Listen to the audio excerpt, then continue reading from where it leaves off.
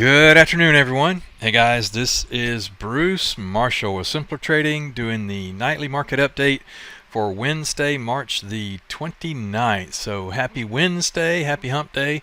Hope you are doing great and your trading is going well. If you were long today, your trading was going well because this is today, the black area right here, and we went straight up pretty much all day. We had a little pullback here, but we're kind of off to the races here. And I'm looking at this. I talked to quite a few traders during the day, and we're all everyone of course is trying to figure out which way we're going to go. And nobody could really tell me a reason why we were rallying. Money was coming into the tech stocks, and the banking sector looks a little better, that type thing, but I didn't see any kind of major catalyst for that to happen. I suppose a lot of people maybe were short and covering shorts. I mean, this is not as intense as a face-ripping short covering rally, but it had the same kind of feel to it. Let me show you what I'm talking about here. This is NASDAQ, and this is the rut. We'll talk about that in a second. But if you look at just the move today, now this is the ES, the market was up 57 points, which is very respectable move. But look where we came from overnight. Excuse me. So the overnight session here came from yesterday. I can squeeze this all down on this chart. The overnight session, the low yesterday, you see the red fire line there? We were about 39.80, and then right here, overnight session where the light gray area is, and it was just up all night. And then we just kind of kept going today. So, again, very, very bullish. Moving averages are, have crossed over to the bullish side and all that kind of stuff. Again, most traders I talked with today were kind of, we have been kind of used to fading moves like this, and that's what I think a lot of people were expecting. We had a lot of overhead resistance, and we just kind of chewed through that all day and overnight and all day.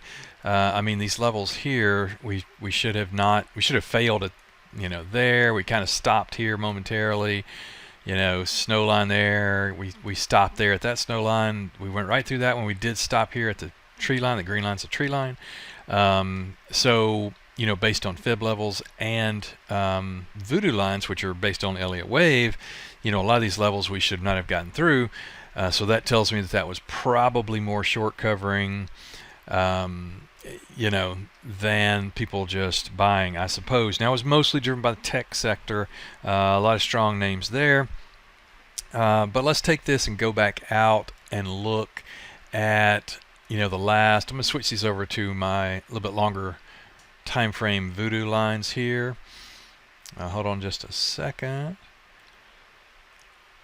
Okay, and as you can see, there is our fire line. See that 4100? Let's kind of keep that in mind. But basically, we've been kind of in this area here, chopping back and forth, and here obviously we broke through. Maybe we go up and come up here, tag that fire line 4100. Maybe that I was looking for that a lot. If you've seen the last video, the videos I've done in the last couple of weeks, I was looking for that to happen. I thought it would have already happened by now. And let's go back out here and just go to a year chart. And as you can see, I'm going to kind of zoom in here.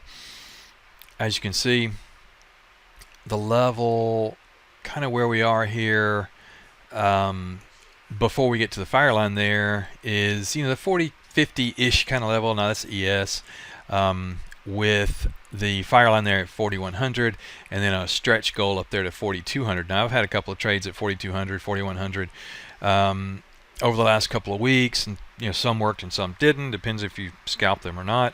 But I'm kind of looking for this, and I hope we do get there, because from the 4100 or 4200 level, I'll be looking for us to come back down, and we'll fade this thing back down. even in a down market, of course, we have moves up, fade them, up, fade them, and I think we have a reasonable assumption to probably come back down here, maybe even as low as this or lower, perhaps. And it will all depend on what's going on, with external factors, primarily being the Fed and what they say, how they're going to, what they're going to do on interest rate hike and all that kind of stuff. Now, interestingly, we don't have a Fed meeting in April, so we'll have to wait for May to see, for the next Fed meeting. We will have CPI reported on April the 12th, I believe. Yeah, April 12th, and I think we have CPI. I think it's on the 13th. We have payrolls coming up here next week, I believe. So not a tremendous amount of data coming out. We have been having some Fed speak, and then we will start earnings season over again here in these last 2 weeks of April. So we're kind of in a lull, and I was not expecting to move this strong. You see that green candle right there? I thought we would do a little more consolidation, maybe something like this, up into that next Fed meeting, or up into at least the kickoff of earnings season and so forth. But this market has, as we know, has not done anything normal. It just it just does its own thing. So we have to be ready to trade it like that. So I wish that I had a little bit clearer picture. From here, my best, not a guess, but my best assumption is we reach up here, tag this, maybe tag this, and then we fade this thing back down to who knows where, but that depends on what's going on.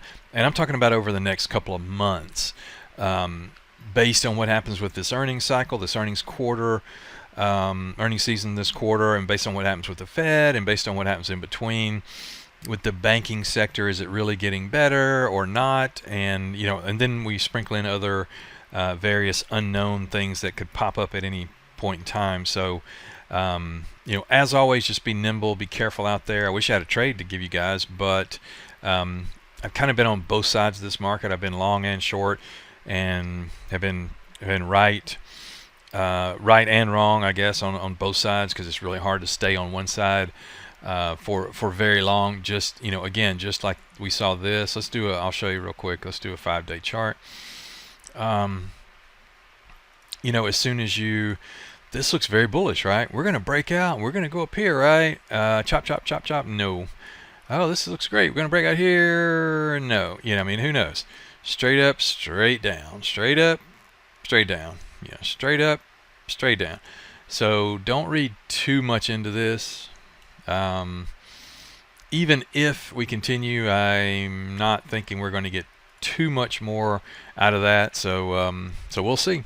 But again, trade small, be very nimble, manage your trades very tightly, tight stops, that kind of thing, and just always know how much risk you have on a trade, because this market is very dicey.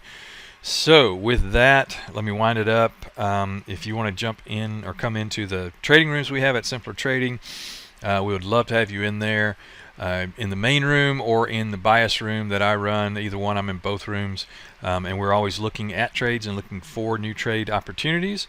So try to join us if you can. So thanks for the time, and I'll see you guys soon. Take care. Without Simpler Trading, I could not have financial independence. This is one of the best investments I ever made in my life. It's helping me find consistency. It's one of the things that won me